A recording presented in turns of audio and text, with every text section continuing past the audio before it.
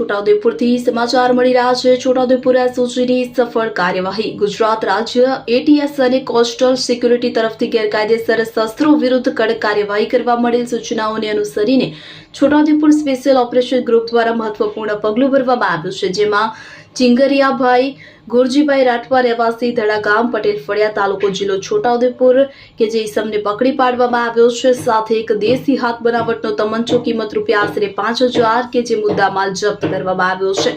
Rangpur police station વિસ્તારમાં patrolling દરમિયાન ખાનગી બાતમીના આધારે એસઓજીની ટીમે ધડાગામ ખાતે દરોડો પાડી ચિંગરિયાભાઈ રાઠવાને ઝડપી પાડ્યો। તેમની પાસેથી પરવાના વગરનો દેશી હાથ બનાવટનો તમંચો મળ્યો છે, તો તેમની સામે ધ આર્મ્ડ એક્ટ હેઠળ રંગપુર પોલીસ સ્ટેશનમાં ગુનો દાખલ કરવામાં આવ્યો છે। તો પીએસઆઈ એમ.એચ. જાદવ દ્વારા તેઓ ટીમમાં સામેલ હતા।